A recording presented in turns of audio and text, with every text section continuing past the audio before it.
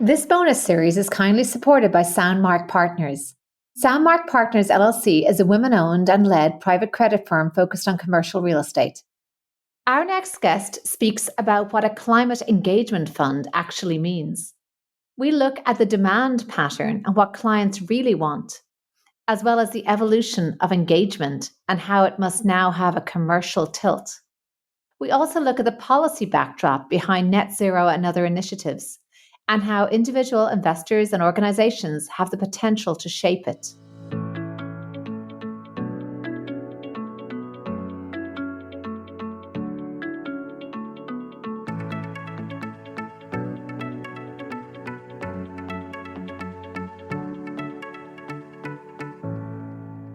I'm Ethan Devitt, and welcome to the 50 Faces podcast, a podcast committed to revealing the richness and diversity of the world of investment by focusing on its people and their stories. I'm joined today by John Teahan, who is a portfolio manager at Redwheel, which is focused on value-oriented UK and global equity funds, where he leads on engagement and responsible investing. Welcome, John. Thanks for joining me today. Thank you, Ethan. Let's start with your journey into investment. Where did you grow up? Where did you go to school? And how did investment find you as a career choice? Well, like many careers, it was quite random. Perhaps looking back, it wasn't very predictable. When I went to university, I was very much interested in politics. And maybe later, when we get to sustainability, you can see how that has a useful link. But when I go back to the very start, I grew up on a small farm in the southwest of Ireland, one of 6 children. My parents both finished school by the age of 14, but I was very fortunate in that my parents, and particularly my mother, was very focused on education and wanting to have all her children very well educated, and we all ended up going to university. And I guess I also benefited from the fact that we have free third level education in Ireland, and that gave me both sides, both supportive parents and the ability to go on and to go to university. And it was from there that I ended up first working in Dublin with Bank of Ireland Asset Management. And that was a part of a graduate program. And what really attracted me to that was there was an international element. So there was 9 months abroad as part of the program.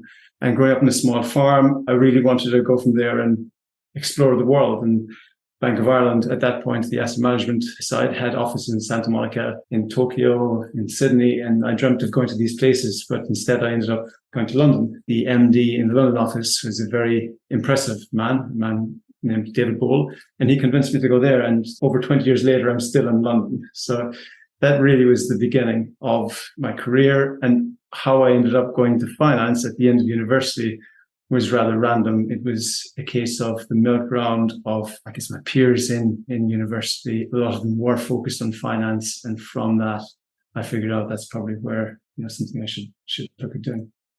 And I love to ask people who've grown up on farms what that teaches you in terms of the professional approach, because I'm thinking of so many things in terms of risk-taking, hard work, diversification. All of these principles sort of really have their roots in something a lot longer dated than our finance industry. For me, it was very clear. It was the work ethic. We have a joke where if we were caught with our hands in our pockets by my dad or my mom, that was the greatest sin you could commit. It was just hard work. When you think of harvest season, it was 24 hours a day. And then where we grew up, it was very difficult land to farm. If it wasn't for European Union subsidies, it just wouldn't have been commercial at all. But my parents with 6 children to feed and to send to school, they opened a guest house. So it was that entrepreneurialism along with that work ethic that I really brought from them. And again, on the sustainability side, when I think back at the way they lived, and I think this is common for a lot of farmers, is that you have to be very sustainable in the way you farm. And that's not just the type of farming you do, but it's your approach to being frugal with things, recycling, often things that I found very embarrassing as a teenager. When my parents would buy things in the secondary market, they would go to local auctions. And as a teenager, I found that often quite difficult. But of course, that was the right way to do it. They were watching the margins that they were making. They were recycling things. It was no such thing as waste. It's something that could always be used for something else. So I think that when I think through my career, it was that hard work they gave me. That was the kind of basic value, if you like, in a way, work hard. And then as I got onto sustainability, I started thinking, oh, well, this makes sense. And this is what my parents lived, a really genuine life in terms of being sustainable. And when I look for an anchor today, or when I look for guidance, I can often just look back at what they did. And it's a very credible path. Move on to now your work at Redwheel. So could you talk about how you came to Redwheel, some of the work that you do there broadly, and in particular, the new launch of the UK Climate Engagement Fund? As I said earlier, careers are often very unpredictable. So I went from Bank of Ireland to Schroders. And in Schroders, I was working on a derivative desk. And I found derivatives extremely interesting. The math of derivatives was just so engaging. And what I missed, I guess, at the time was not so much I got how impressive the derivative world was in structure and products, but what we missed was what value add to society. And then we come to the global financial crisis and we see that a lot of the derivative constructs that the financial world put out there just didn't work. They didn't work for the people they were designed for. They worked for the financial community, but not for those people. So at that point, I decided I wanted to break from finance. As I said earlier, I thought by getting an international graduate program, I was going to go to far-flung places, and it got me as far as London. So I decided to give finance a break. And between Schroders and joining Redwheel, I joined a small media company. And this company was focused on writing what were editorial reports in frontier markets, mostly, and emerging markets. And that took me, first of all, to Ethiopia. So I spent 2 months there. And then I traveled for 1 to 2 months to Ghana, South Africa, Kenya. I visited Uganda and Tanzania, and I spent 5 months in Turkey. And that for me was incredibly educational. At the time, I was thinking maybe I should go and do an MBA, but I just couldn't face the GMAT and all of that. So I thought, well, instead of taking more exams and going to university, why not go out into the real world? And that was just an incredible period of educating myself and understanding maybe the greater context of what we do in investing and in finance and the impact it can have. And when I came back from that time working with that company, I decided I wanted to go into the investment side. So rather than doing structured products, financial engineering, I wanted to go and invest. And as it happened, 2 of my colleagues in Schroders had left Schroders and joined what was then called RWC Partners and now is Redwheel to set up value and income team, predominantly focused on UK equities, but with a global exposure as well. So I joined them, and my idea was that they would teach me how to become a value investor. And I've spent now 13 years with Nick Purvis and Neil Lance, learning how to invest in the value style. And it couldn't have been worse timing, because when I joined in 2010, value had just had a number of years of outperformance. And since that point has underperformed up until the last 2 years or so. So it's been an incredible tough time. But I think when you're learning the ropes about something like investing, when you go through the hardest of times, you learn the most, because every principle you have is being challenged. There's nothing you can take for granted. So we've gone through this incredibly tough decade, constantly questioning ourselves. I think broader macro was a headwind that we just can't get around, and you've got to stick to the style that you've adopted. But it has been an incredible decade to learn value investing. And that's where, we come on to today, where I started focusing on sustainability. And particularly when you think of value investing, the types of companies we invest in are typically more older economy companies, and therefore on balance have more sustainability issues, be it environmental or social, and obviously climate being one of the main ones. And we'll definitely talk a little bit more about that UK fund just in a minute. But again, when you bring up something like living in countries like Ethiopia, Ghana, Turkey, what would you say you took away from those experiences? Because clearly they did make a large impression on you. I'm kind of thinking as well in the sustainability vein, we often maybe have a different frame when we think about sustainability in emerging markets, whether it's actually possible or whether it's going to be a luxury that we get to later once we resolve some of the economic disparities. There's so much to unpack there. We could spend several podcasts talking about emerging and frontier markets. But from my experience, what did I learn? Well, I learned that democracy and the rule of law is something that we're very lucky to have, that it is much more, it's less widespread than I grew up believing. When you sit in Ethiopia, and at the point I was there in 2010, it was very stable, but you look across the continent and Sudan next door, we're very fortunate, put it another way, we're very fortunate in the developed world and in Western Europe to have the rule of law and democracy. But we also take so much else for granted. From when you wake up in the morning, you take utilities for granted. You take for granted that when you turn the switch on, the light's going to come on, that you're going to have hot water. That cannot be taken for granted when you live in a lot of countries where electricity, for example, is not stable. There's also our behavior in the developed markets and the impact it has on the developing world. Think of, for example, policy, and agricultural policy jumps to mind. the way we protect our farmers in the US or in Europe or in Japan. And that's often at the cost of development in these countries. For me, that was a huge experience, as I said. And one other example I'll give you is that when we think back in 1985, when Bob Geldof launched Live Aid, and that was capturing the world's attention, the population of Ethiopia was 40 million. When I was there in 2010, it was estimated at 89 million. And today it's estimated at 127 million. So if you think about that population growth, if you think about the pressure and resources, when we think about the wars that are happening in Ethiopia and in Sudan at the moment, the famine that's going across large parts of Africa, these are real live issues that we have to come to grips with. And often we just fail to recognize these things happening or see Africa as one continent where there's so many regional issues and so many regional problems. Another example maybe is Ghana, an incredible democracy. They have continued to turn power from one party to the next since 1992. When elections came out that with those results, they're a country that is striving hard to keep that democracy in place and to evolve and develop. But they will be most hit with climate change. Again, when you think about global warming, it's going to impact around the equator more so than Northern Europe. And these countries are calling out for more sustainable financing. We often don't listen to them in some sort of patronizing way. We think we can, in the developed world, make these decisions. I think we've got to listen more to what their problems are on the ground, what they're facing. Yeah, fascinating insights. And I just refer to some of the Nigerian Voices podcasts I have on a separate capsule, which actually speak a lot about some of the opportunity in these regions, sometimes because of the lack of incumbent infrastructure, et cetera, the ability to leapfrog, and the focus can actually be on these areas from the outset. So it kind of goes against conventional wisdom. We're going to take a quick break to hear from our sponsor of this series, Soundmark Partners. I sat down with Jenna Gerstenlauer to talk about their private credit strategy. In particular, we spoke about housing. Affordability continues to be an issue for Americans, and we are focused on growth areas, including those in innovation districts, which provide for a more affordable lifestyle, where a manageable portion of a household's income is going towards housing.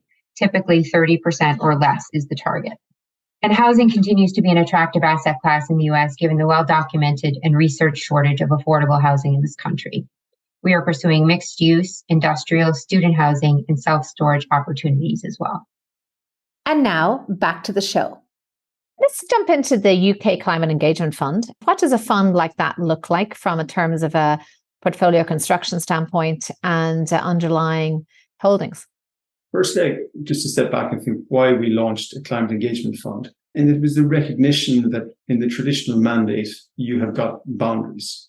We have very clearly, in a standard mandate, set out that the investment objectives are around return and risk. And sometimes within sustainability, people forget that we're managing other people's money in a very clearly defined legal framework. And so we often get people asking, what are we going to do about a certain company if they don't change their sustainability credentials, if they don't improve along their transition path? Well, if these companies are aligned with what is the most likely outcome, as depressing as it is, well, then their returns probably still is attractive, and perhaps even more attractive if they change their plans to 1.5 degree alignment, which is not supported by policy. And therefore, you can go so far within those type of mandates in terms of escalation and ultimately where you might divest. But obviously, client preferences have come on and regulation is evolving. So the climate engagement fund that we launched is very much a recognition of that. It's a recognition that, for example, under SDR, there's going to be an improvers category. It's also a recognition that many clients say, yes, I do want my return, but I'm also very concerned about climate. And if I hold these companies, I want to know that they're being held responsibly and being held to account. And therefore, within that mandate, we can look at progress as these companies make towards 1.5 degree alignment. And if we think that they're not genuinely making the progress we think they can and should make, then there is the basis to, for example, sell those companies out of the portfolio. So it's a very clear expansion of what is the traditional mandate. And I think it also helps us then to convey clearly to clients that there's a choice here. The choice is you can retain the traditional mandate, which we have obviously within our core offerings, or if you want to express your concern for the climate in a slightly different way or a slightly stronger way, then there's this UK Climate Engagement Fund. And then to answer your question about portfolio construction and what we're trying to do with the fund, it is, as I said, we are focusing on the carbon intensive sectors. as we define them. So it's quite, if you think about definitions of carbon intensity, that in itself is a conversation because companies across sectors have carbon exposure. But we're looking at the more intensive ones. And we're saying, well, we will be the responsible holders here of companies that we believe have both the ability and the willingness to change. And those companies we feel should be supported. And that's what we populate the portfolio with, those companies. And then we make an assessment of their plans. We look for weaknesses in those plans, and then we will engage with them and communicate to them where we see weaknesses and why they should improve those plans and evolve them over time, and we will monitor that. And how do you see the pattern of demand for these type of products? We have been reading about actually a slowdown in flows into sustainability funds. Some of that perhaps due to maybe just a slowdown in overall equity flows. But what would you say is your take on the ripeness of a product like this given client demand? I would make a difference between the climate engagement fund that we have structured and have launched. It's not a sustainable fund when you think of definitions under SFDR. Because a sustainable fund under SFDR, you're investing in already sustainable companies. A certain amount of revenue has to be sustainable. And I think where those strategies have struggled over the last, they've done very well to begin with, and then they've struggled more recently, is because there was an alignment between growth, a style of investing that was doing very well, and those ESG strategies, sustainable strategies. And therefore, when growth started to struggle, post-2021, the performance of these funds also started to struggle. And perhaps they were sold previously that you could do good and do well at the same time, and that there was no trade-off, and that there was never going to be a hiccup along the way. Well, actually, I would argue that you then forget about things like valuation. You forget that actually some sectors and styles go in and out of favor over time. And that's really what has been the biggest challenge to sustainability funds, is their performance over the last 12, 18 months. And that's also, I think, why the conversation has matured and people have started to think, okay, it's not as simple as investing in an already sustainable fund. I need to think more broadly about exposure and risk within a portfolio and remaining diversified. And that's why people have become much more open to investing in a climate engagement fund. You might term it an improvers fund under SDR, where actually you're investing in companies that need to make progress, that are brown, that are going green, that we have to hold to support to get a more sustainable, a less carbon intensive future. So that for us has been helpful, actually, that people have started to think outside the very pure sustainability product offerings that have been offered in the last few years and thought, okay, engagement is a way where I can continue to hold, or I can hold, for example, mining companies, but in a responsible way.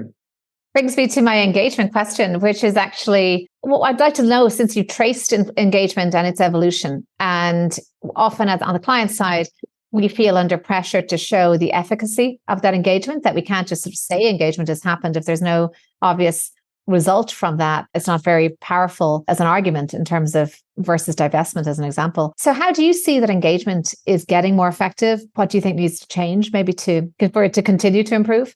Again, there's a lot to cover there, because let's think about engagement first. What are the impediments to even more progress within engagement? I would say policy, because the policy framework is ultimately the boundary within which we have to operate.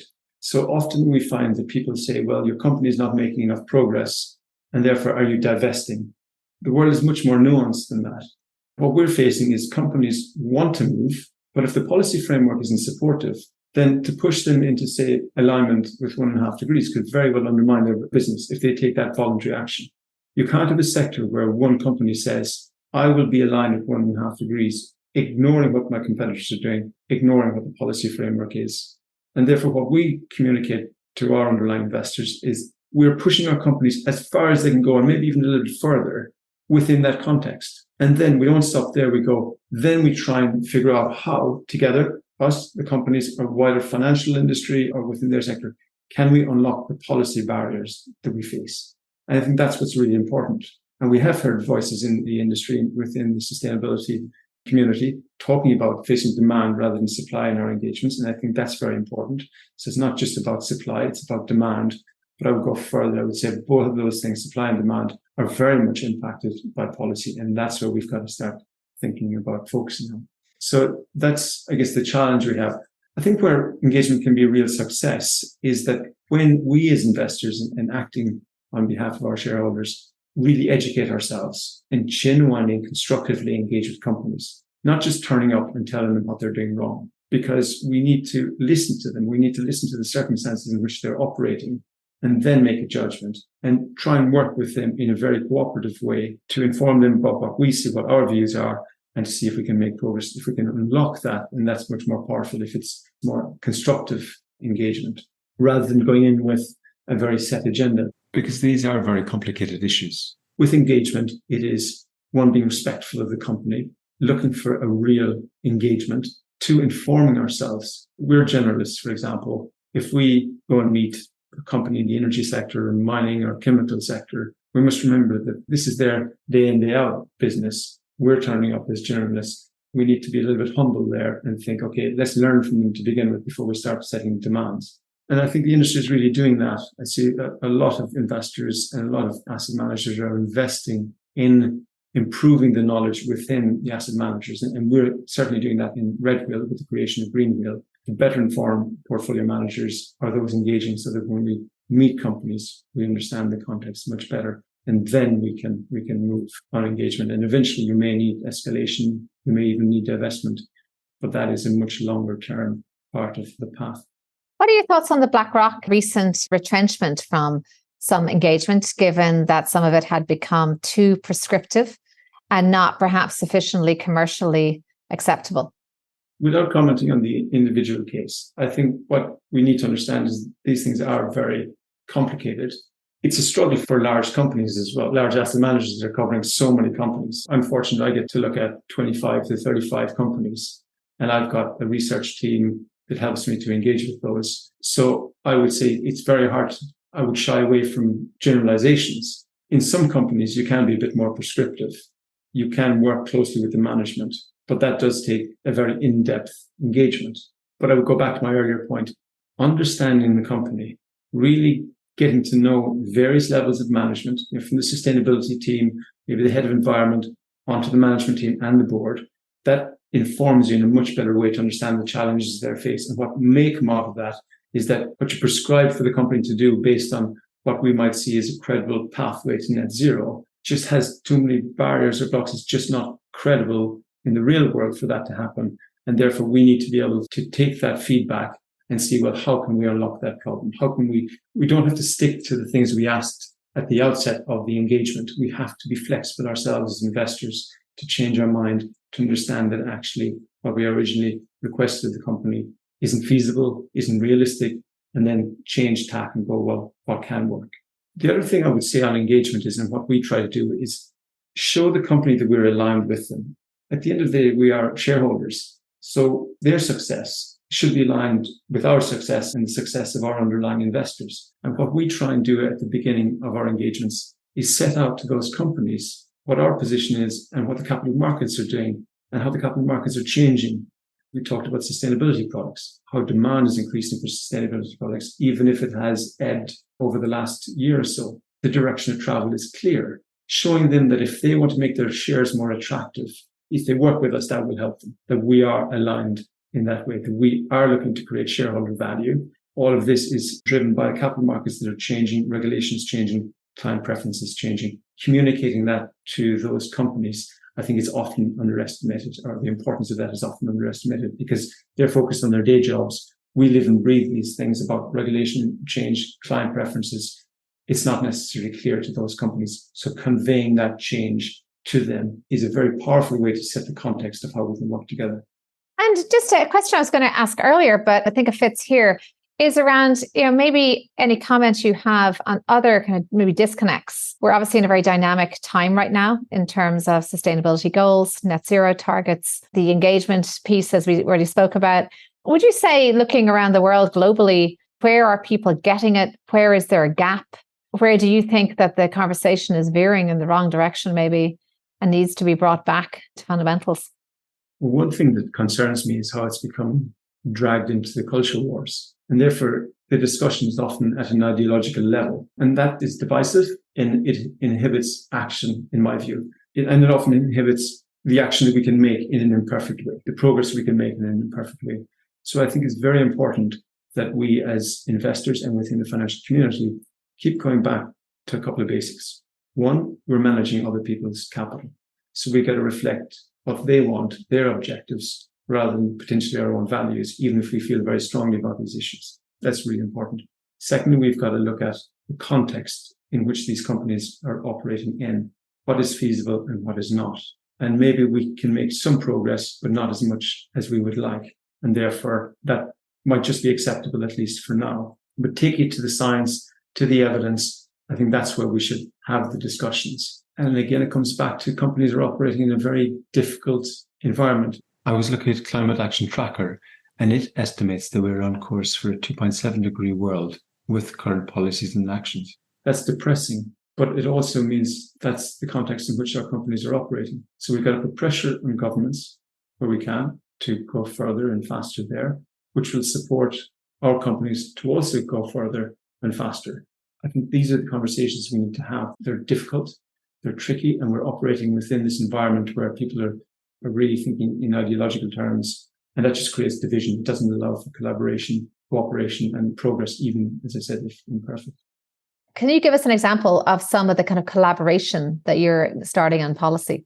Yes, so to give you an example, and it's early days in developing our collaboration with other investors and focusing on government. But in June, we co-signed a letter that was written to the UK government about including a net zero mandate for Ofgem in the new energy bill. So that was important because that is the policy framework that our companies in the UK are operating within. If the regulator doesn't have a net zero mandate, it's very hard then for them to have policy in place that helps companies to get there. More recently, we have also signed a letter to the Prime Minister about diluting down green plans, such as the banning of combustible vehicle engine by 2030, because that again just creates uncertainty and instability in the UK market. It gives the wrong signals. And interestingly, we were talking to one director, a chairman of an energy company, who you would think might be a little bit happy about that change in direction, but they expressed disappointment.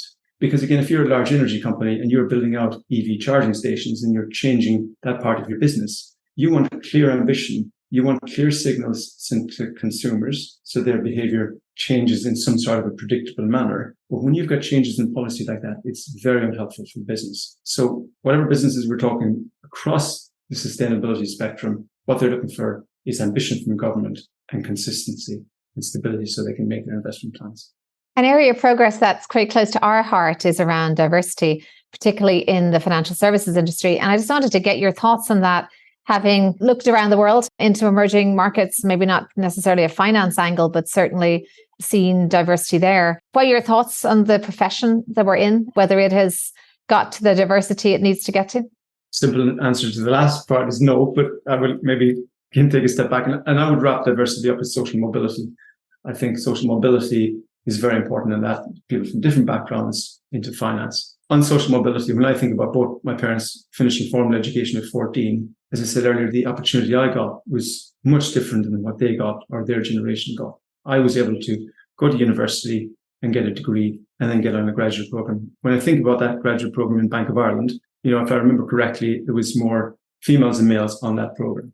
But then you could see through the different management levels as they got more senior, it was attrition. With females, there's greater female attrition than male attrition. So that is an obvious challenge that we have. In the teams that I worked with in Schroders and Redwheel, I've worked in very much male-dominated teams. And it's a challenge to change that. We can't hide from that. For example, in the Redwheel team, we've had very low turnover. Myself and my two partners have been working together since Schroders, but then 2010, when we started in Redwheel, we hired early, and therefore it gives you very little ability to change the shape of the team and to bring in more diversity. What we've tried to do to offset that to a degree, it's far from perfect, is we've been supporting different initiatives. So both Redwheel and us as a team, and we have supported the 100 Black interns, and we've also supported Fairfield. Maybe you're familiar with Fairfield, but its mission is to bring more people from state schools into finance. And that's using coaching and internships. And Laurie Fairfield is doing an amazing job to do that. And that's super important. We also, in 2019, we ourselves set up an internship for secondary school students to come and sit with us as an investment team. And indeed, they would then spend some of their time with other teams within Redwheel. But since that started in 2019, we've had 17 students participate, with 70% of them being girls from ethnic backgrounds. So It's very little if you think of those things in the context of trying to change the team. It reflects the challenges that we're having in diversifying our team. And my wife works in finance as well. So I understand the challenges. I understand the challenges particularly for women, and particularly when you take maternity leave. And that's why paternity leave is so important. It levels the playing field.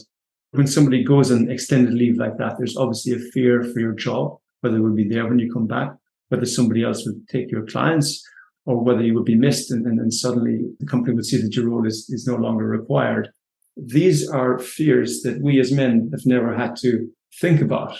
We've just purely focused on our careers. Well, that is changing because now fathers are going out and taking paternity leave. And I think that's extremely important. And it also means that when hiring happens, the employer isn't thinking about a difference between male and female, whether they're going to go on paternity leave. So I think that's very important. And Redwheel as a company has been working hard to improve these different parts of the business. That's a really thoughtful answer. Thank you. And I suppose another podcast we can discuss, I suppose, maybe that perhaps sufficient attention doesn't get given to the job insecurity that we all feel in finance at all times, and men or women in maternity leave or not, because I do think that is an underlying source of stress. But I think very well said on the maternity leave disparity.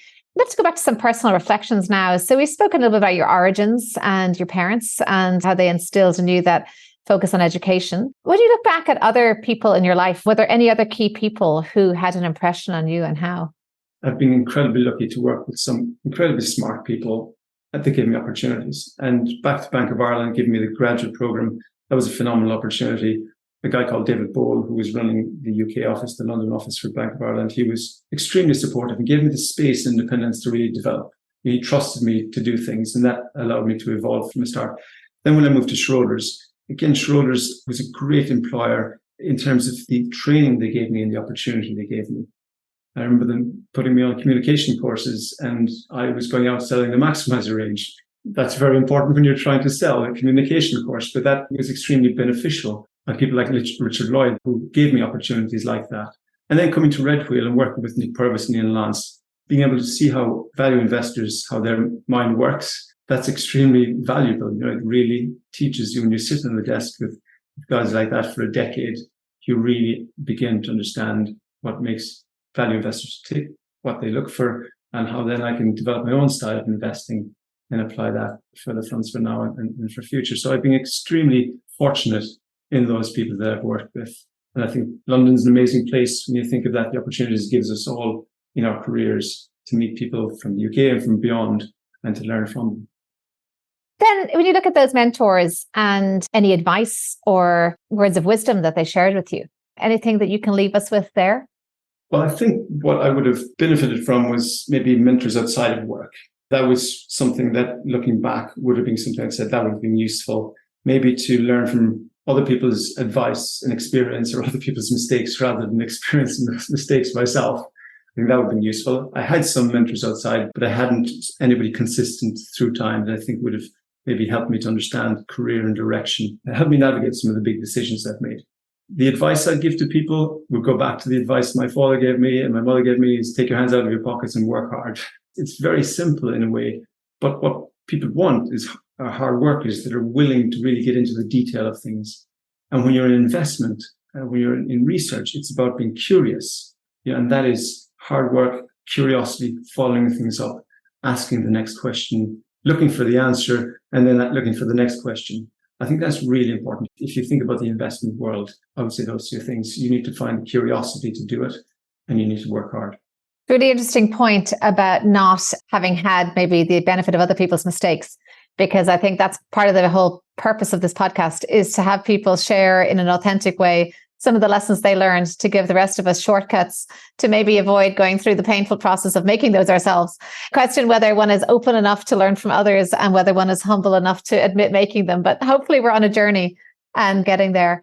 Well, thank you so much, John. It has been refreshing to hear from you just how you give a fresh lens to the sustainability and investment arena, to some of the concerns and challenges that we're all facing, the tensions between the need to make progress and also to actually see that progress is meaningful and has broad-based consensus. So thank you for coming here, for sharing your work at Redwheel and your other insights with us. Thank you, Ethan. I really enjoyed the conversation. I'm Ethan Devitt. Thank you for listening to the 50 Faces podcast. If you liked what you heard and would like to tune in to hear more inspiring personal journeys, please subscribe on Apple Podcasts or wherever you get your podcasts. This podcast is for informational purposes only and should not be construed as investment advice, and all views are personal and should not be attributed to the organisations and affiliations of the host or any guest.